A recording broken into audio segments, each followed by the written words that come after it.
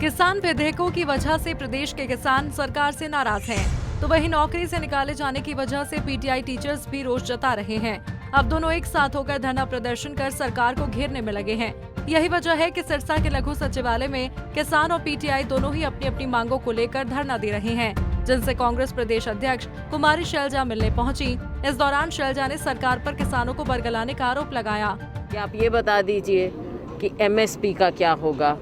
आप ये बता दीजिए कि आम किसान का, मजदूर का क्या होगा? आप ये बता दीजिए कि जो हम एक कानून लेकर आए थे, फूड सिक्योरिटी एक्ट, उसके लिए आप प्रोक्योरमेंट कैसे करेंगे, सरकारी एजेंसियां कैसे करेंगी? तो बहुत सी इनके साथ जुड़े हुए और बहुत से सवाल हैं।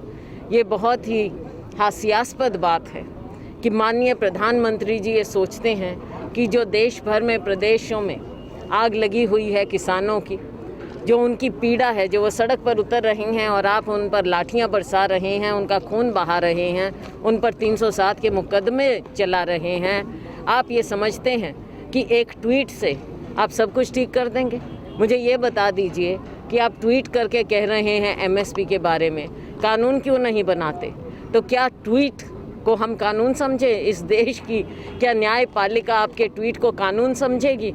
तो ये इस तरह का मजाक हमारे किसान और मजदूर के साथ ना करें, ठोस बात करें। बातचीत में आपका विश्वास नहीं है। हमारे किसानों की, गरीब के, उसके दर्द की, उसके पीड़ा की, जो उसके मन की आवाज़ है, उसको भी कभी सुन लें तो बेहतर होगा। कांग्रेस की रणनीति क्या रहेगी मैडम आगे? कांग्रेस की रणनीति ये है कि ये लड़ाई हमारी जारी रहेगी।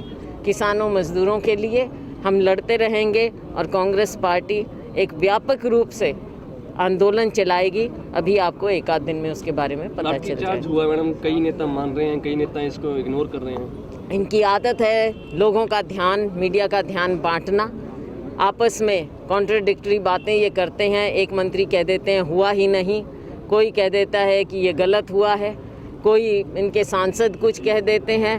तो ये मुझे नहीं लगता कि इनका कोई और मकसद है, केवल यही मकसद है कि लोगों को गुमराह करें, लोगों का ध्यान बांटें असली मुद्दे से। एमएसपी पर सीएम और डिप्टी सीएम भी क्लियर कर चुके हैं कि किसानों को घबराने इनके क्लियर करने से कुछ बात नहीं बनती है। अभी भी इन्होंने एक फैसला लिया है, मुझे मालूम पड़ा, गेहूं का, लेकिन ये तो आपने सिर्फ लोगों को गुमराह करने के लिए, ठंडा करने के लिए किया है आज के दिन, ताकि अभी ये थोड़ा मामला ठंडा हो। लेकिन जो मूल बात है एमएसपी की, कानून की, उस पर सब चुप्पी साधे हैं। किसान विधेयकों के विरोध को लेकर अब कांग्रेस आगे क्या करने वाली है, इस सवाल पर शैलजा ने कहा, इसके लिए रणनीति बनाई जाएगी, जिसके बाद कांग्रेस किसानों के हक की लड़ाई लड़ेगी।